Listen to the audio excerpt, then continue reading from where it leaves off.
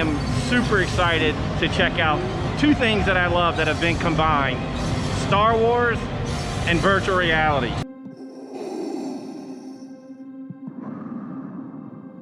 You cannot resist the power of the dark side. So there it is. This is the Lightsaber Dojo cabinet, the mini game from inside Vader Immortal, and we have it in an arcade.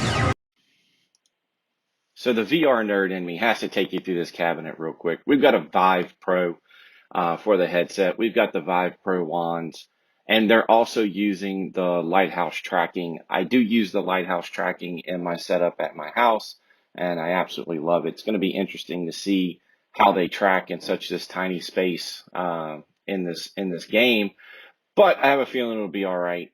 Also, as part of their Play Safe, Be Safe initiative in the arcade, Main Event makes available these sanitation wipes so that you can wipe down the cover or the face gasket, if you will, inside the display. Then you can wipe down the hand wands as well. I'm going to kind of let you go through this tutorial here. The tutorial here is about 30 seconds. Teaches you pretty much how to grab the lightsaber, how to turn it on and off. Also takes you through some basics of the gameplay so that you can kind of familiarize yourself with the controls and what things are going to be like, you know, inside the helmet, because it's very different inside the helmet than what people would see on the screen while you're playing. Point the controller at the highlighted training wheel. Then, pull and hold the trigger.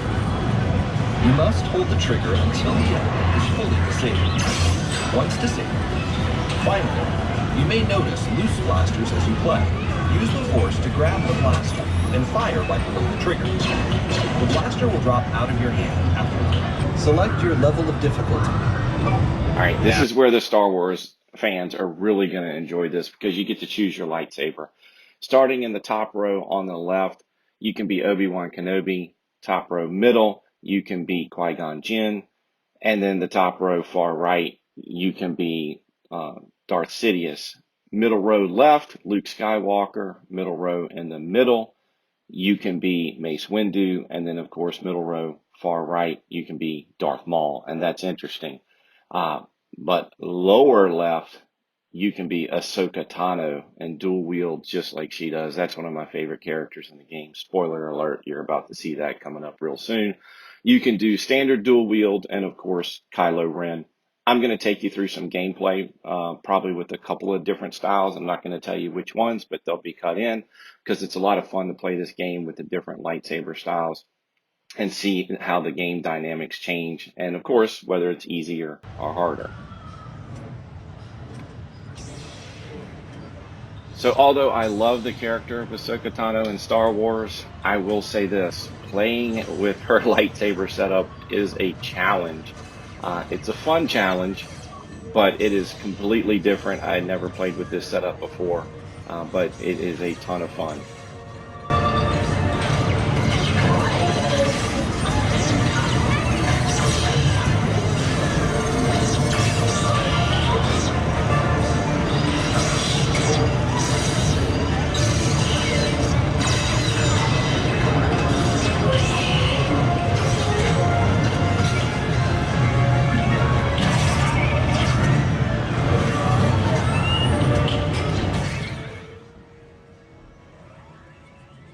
Next up is Darth Maul style. Now this one is fun to play, but it's also, for me, it was very difficult to kind of get the position of the blade to block the blaster bolts. But man, throwing that lightsaber around this dojo was just a ton of fun.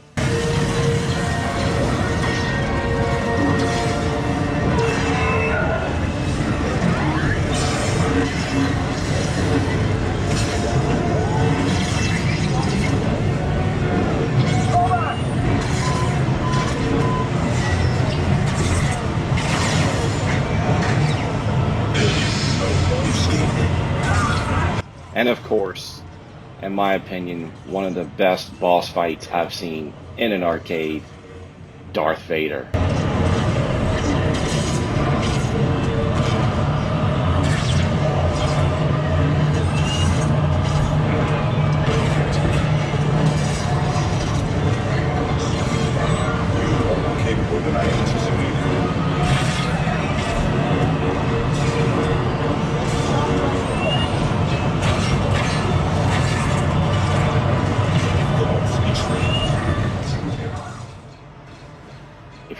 Darth Vader boss fight, you gotta do it with Obi-Wan Kenobi's lightsaber.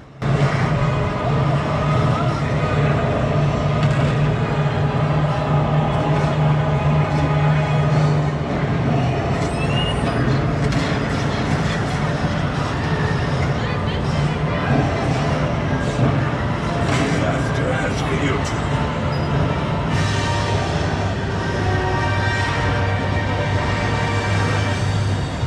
Impressive. My master is here with you.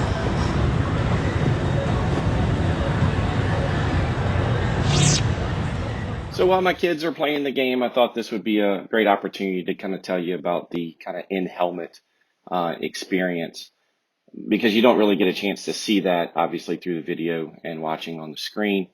The first thing I noticed is that even though the wands were tethered and everything was tethered, obviously, so that no one can take any of the VR equipment, I didn't feel hindered at any point during the game. And you do have to make some very specific motions to get some of the lightsaber effects to work.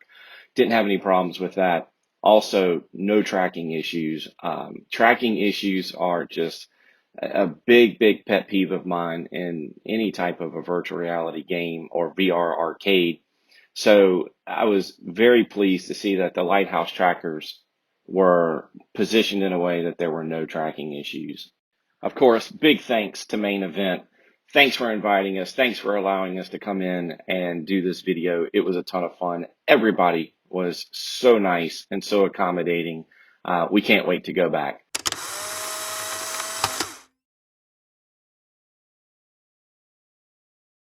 And it looks like Bailey's going to say goodbye in her own special way.